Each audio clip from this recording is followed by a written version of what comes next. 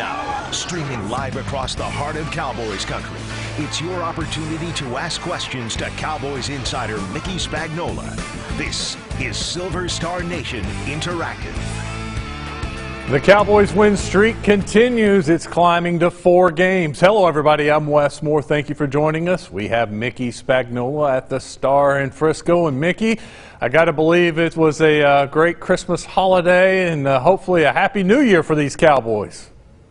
Yeah, it certainly was. And I thought the good thing, Wes, is while we were doing the post-game interviews in the big interview room, which is adjacent to the locker room, you could hear a little bit of celebrating going on in there. Dak Prescott did his post-game interview with his NFC East Division champion hat on. But it sounded like everybody understood what the deal was. Like, this is good, but this isn't an end-all. And it's time to get back to work on the Monday, Tuesday. Obviously, it's an off day. They'll be back here on Wednesday. But to a man, everybody was basically expressing, we got other goals we want to achieve. This is nice, but we got to go forward. And I think, as Micah Parsons said, we're not like a bunch of alligators that after we eat, we get paralyzed. We're still hungry. That's great. I haven't heard that before. Mickey? I hadn't either. Yeah, that's awesome. I've never thought of it that way, but that's true. Mickey, the goal, I guess it should be stated, the goal is to win the Super Bowl, right? No, absolutely. If you talk to DeMarcus Lawrence and, basically was asked, is everybody keeping this in perspective? He basically said, well, what, we got 6 more games to win? And everybody kind of paused, and he was like, okay, there's 2 more in the regular season. And he said, we want to win all those games, all the playoff games, get in the Super Bowl and win the Super Bowl. So if you had to play 4 games to win the Super Bowl and the playoffs, that got him to 6. And that was his message to the media, and I would imagine his message to the team, too. DeMarcus Lawrence with the very athletic interception and a very athletic return for a touchdown. That defense right now is capitalizing on turnovers, scoring points on their own, but they're also shutting down other teams. Granted, it's been against some not franchise quarterback NFL quarterbacks. Let me put it that way. What do you think? I see this game against Phoenix. This is a good measuring stick because they are going up against a franchise quarterback, probably for the first time since playing the Raiders. Well, I think you're exactly right. And here's the bottom line on who they've played. I understand they mostly backup quarterbacks. I understand Washington was beat up, injuries, COVID reserve. They were missing about 5 assistant coaches. But they did to that team what they should have done, beat them, and beat them bad. Not just beat them, but beat them bad, and they did that. I think everybody forgets that defense played pretty well against Tom Brady, played pretty well against Justin Herbert. And so earlier in the season, they were playing some top-notch quarterbacks, and they did play pretty well against those guys like that. They played pretty well against Atlanta. Okay, but I think when you see it like that, then you probably think, okay, you can do it again. And it's not so much playing against those quarterbacks, it's playing against those quarterbacks' defensive front or offensive line, because that defensive front has been awfully active all season long, and they haven't just intercepted passes against backup quarterbacks. They've picked off some pretty good quarterbacks along the way. And you mentioned, or you did not mention, one other quarterback, Patrick Mahomes, holding Kansas City to 19 points. I think the defense did their job that day. And had a couple takeaways in that game, too, by the way. So, yeah, I knew I was missing somebody on that one. And, yeah, it was Patrick Mahomes. 19 points, not bad. And I think, after that, you saw what Kansas City started doing to opposing defenses. So, yeah, I think this defense is for real. And I think that the offense, if it can continue to come along and improve, this team could be a hard out in the playoffs.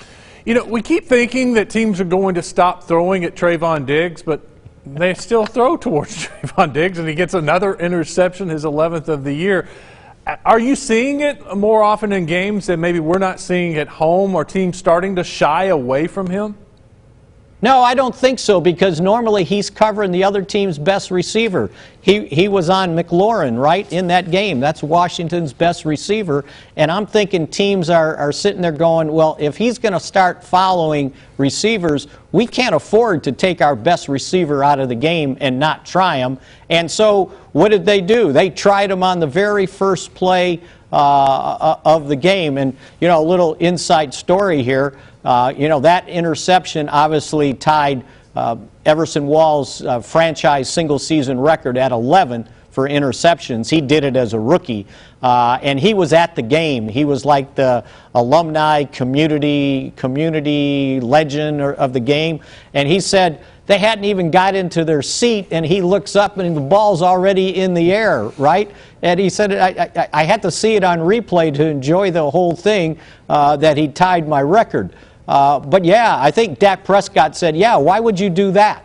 Meaning the first play of the game, go after Diggs like that, and then not throw a perfect pass with your backup quarterback. So I don't think teams are going to shy away. And I think that's why, you know, from our standpoint, even from Everson's standpoint, that he's going to break the record. He'll get another 1 or 2, and he wants him to get 2 more.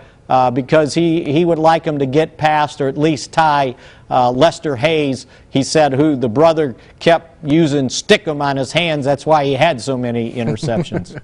Mickey Spagnola with us. Remember, you can always use or ask Mickey a question. Use that hashtag #AskMickey on Twitter, and we'll pass along that question.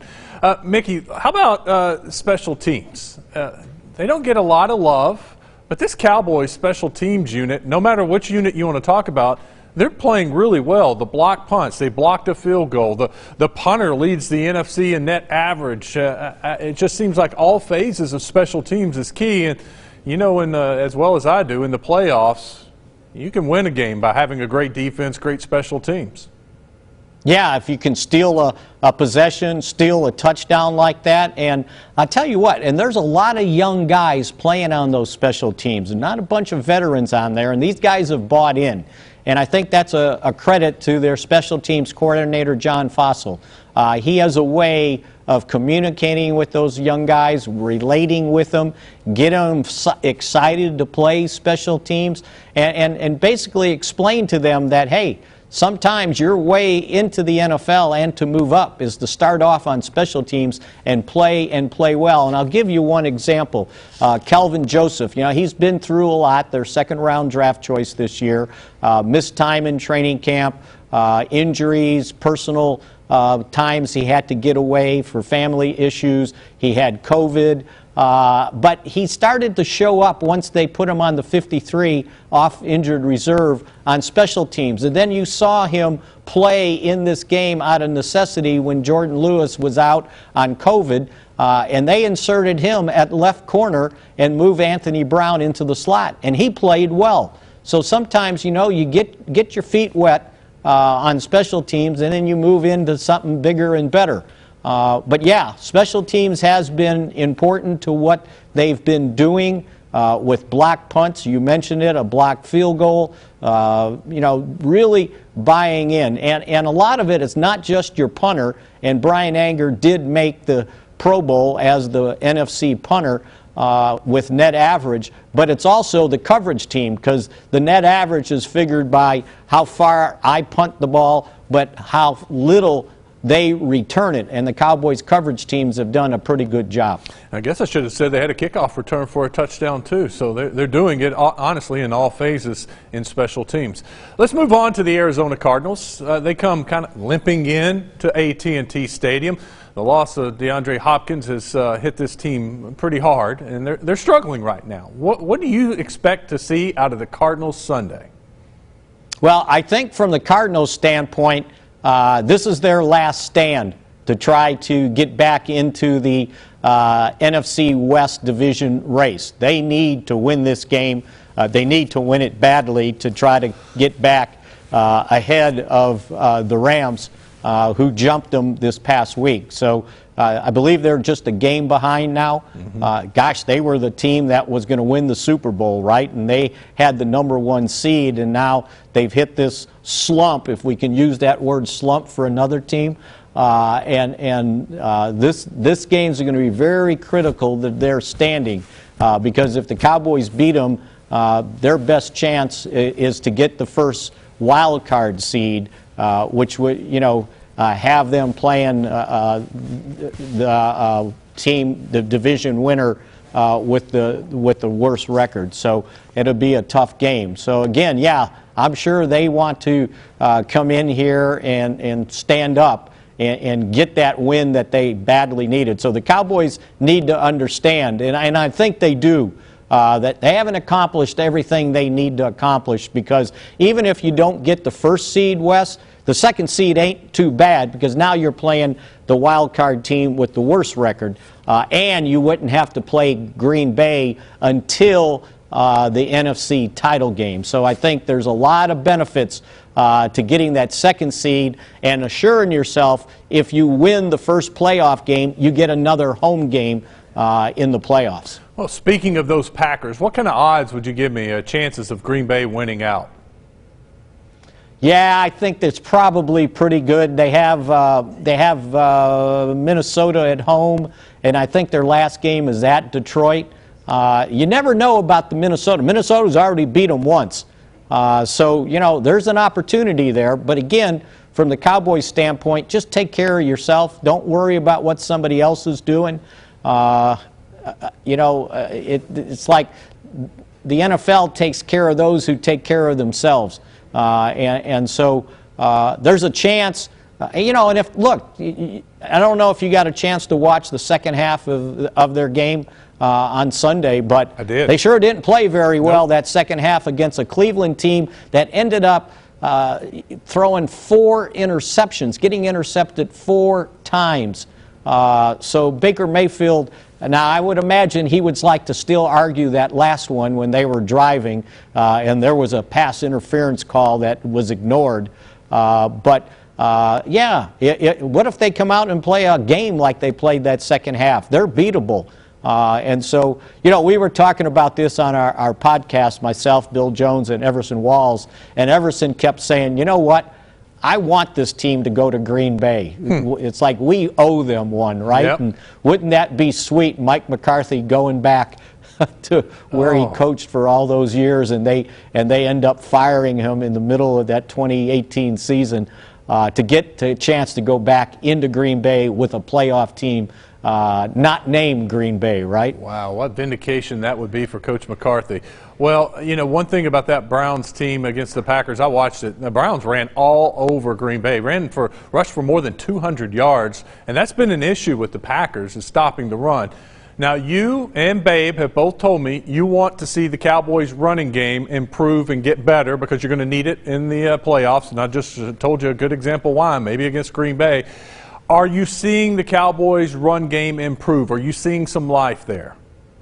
I think the last 2 weeks we have seen the rebirth somewhat. It's still got to be better, but the offensive line, I thought, has done a better job these last 2 games. And I know they haven't broken off some big runs or put up 200 yards rushing, 150, but it's been more efficient.